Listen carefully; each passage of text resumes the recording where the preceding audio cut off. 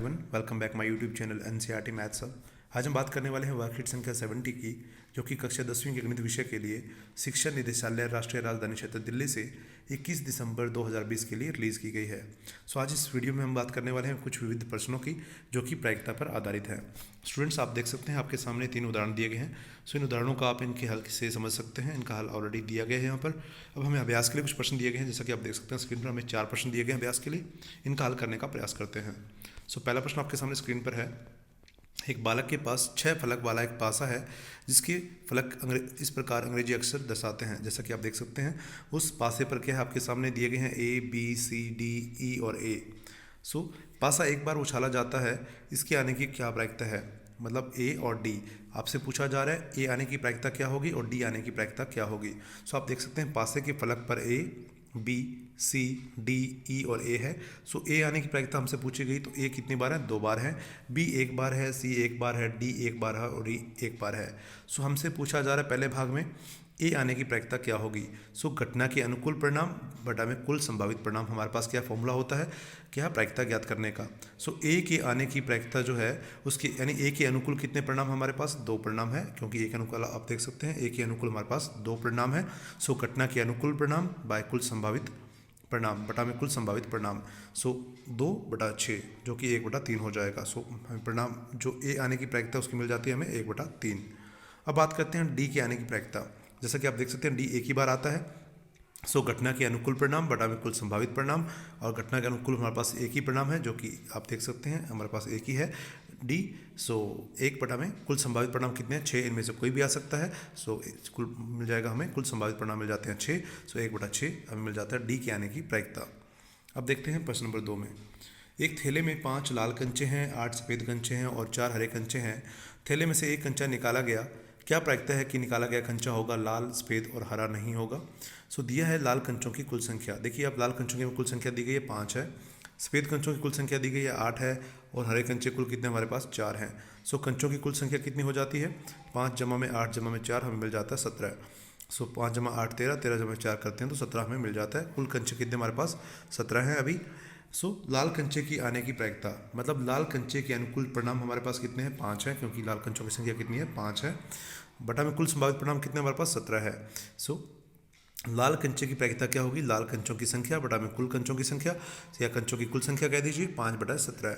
सो सफ़ेद कंचों की संख्या कितनी होगी, तो सफ़ेद कंचों की प्रायिकता क्या हो जाएगी, सफ़ेद कंचों की संख्या बटा में कंचों की कुल संख्या। सो कितनी बन जाएगी, हमारे पास सफ़ेद कंचे कितने हमारे पास 8 हैं, और कल कंचों की कुल संख्या कितनी है, 15 है। सो 8/15 हमारे पास बन जाएगा सफ़ेद कंचे की प्रायिकता।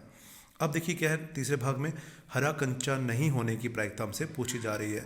सो 2 तरीके हैं, हम क्या कर सकते हैं, हरा कंचा होने की प्रायिकता ज्ञात कर लें और उसे उस एक में से घटा दें तो हमें मिल जाएगा हरा कंचा नहीं होने की प्रायिकता। या हम डायरेक्टली भी कर सकते हैं, हरा कंचा नहीं होने की प्रायिकता किसके बराबर होगी, घटना के अनुकूल परिणाम, मतलब हरे कंचों के अलावा कंचों की संख्या। हमें हरे कंचे नहीं चाहिए, मतलब उनके अलावा कोई भी कंचा आ सकता है, लाल हो सकता है और सफ़ेद हो सकता है। और लाल हमारे पास 5 है और सफ़ेद कितने हमारे पास 8 कंचे हैं। सो 5 जमा 8 कितना होगा, 13 कंचे, 13/17। सो हरे कंचों की हरे कंचों के अलावा कंचों की संख्या कितनी है, 13, बटा में कुल कंचों की संख्या कितनी है, 17। सो 13/17 हमारे पास क्या है, हरा कंचा नहीं होने की प्रायिकता हो जाएगी। So this is all about question number 2। अब देखते हैं प्रश्न नंबर 3। एक पुस्तक में 1 से 90 तक पृष्ठ हैं। यदि एक पृष्ठ खोला जाता है तो प्रायिकता ज्ञात कीजिए कि पृष्ठ पर 2 अंकों की संख्या होगी, एक पूर्ण वर्ग संख्या होगी और एक 5 से विभाजित संख्या होगी। सो हमें 3 भाग दिए गए हैं। सो देखिए सबसे पहले भाग 1 में देखिए पुस्तक में कुल पृष्ठों की संख्या में दी गई है 90 है, जो कि 1 से लेकर 90 तक है। 2 अंकों की संख्या वाले कुल पृष्ठ कितने होंगे हमारे पास, 81 होंगे, क्योंकि 1 से लेकर 9 तक जो पेज हैं पृष्ठ हैं उन पे कितनी है, 1 अंकों वाली संख्या है, जो कि 1 से लेकर 9 तक है। तो हमारे पास कुल संख्या कितनी है, 10 से लेकर 90 तक जो है पेज जो पृष्ठ है वो क्या 2 अंकों वाली संख्या के साथ अंकित है। सो 2 अंकों की संख्या वाले कुल पृष्ठ हमारे पास कितने हैं, 90 - 9 जो कि 81 मिल जाएगा हमें। सो 2 अंकों की संख्या वाले पृष्ठ की प्रायिकता जो होगी वो क्या होगी, घटना के अनुकूल परिणाम बटा में कुल संभावित परिणाम। और कुल संभावित परिणाम हमारे पास 90 है और घटना के अनुकूल कितने 81 हैं। सो 81/90। सो 9 देखिए 9 9 जो 81 और 10 9 जो 90। सो देखिए 9/10 हमें मिल जाता है क्या, 2 अंकों की संख्या वाले पृष्ठ आने की प्रायिकता। सो 9/10 या 9/10 कह सकते हैं। तो देखिए पूर्ण वर्ग संख्या वाले पृष्ठों की संख्या, पूर्ण वर्ग संख्या वाले पृष्ठों की संख्या हमारे पास कुल कितनी है 9 है, जो कि है 1, 4, 9, 16, 25, 36, 49, 64 और 81। सो ये हमारे पास पूर्ण वर्ग संख्या है जो कि 1 से लेकर 90 के बीच में है। सो पूर्ण वर्ग संख्या वाले पृष्ठों की संख्या कितनी हमारे पास 9 है। सो पूर्ण वर्ग संख्या वाले पृष्ठ आने की प्रायिकता क्या होगी, घटना के अनुकूल परिणाम बटा में कुल संभावित परिणाम। सो हमारे अनुकूल परिणाम कितने हैं 9 है और कुल संभावित कितने हैं 90। सो 9 बटा 90 कितना हो जाएगा 1/10। सो हमें मिल जाती है प्रायिकता 1/10। सो बात करते हैं 5 से विभाजित होने वाली संख्या है कितनी हमारे पास, देखिए 18 होंगी, जो कि आप देख सकते हैं 5, 10, 15, 20, 25 और आप देखिए 90 तक आप देखते हैं। तो हमारे पास कुल कितनी है 18 संख्या ऐसी है जो 5 से विभाजित होती हैं। सो आप डायरेक्टली भी निकाल सकते हैं 90/5, जो कि हमारे पास मिलेगी 18 है।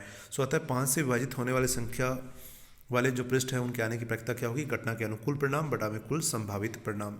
सो 18/90 जो कि 1/5 है।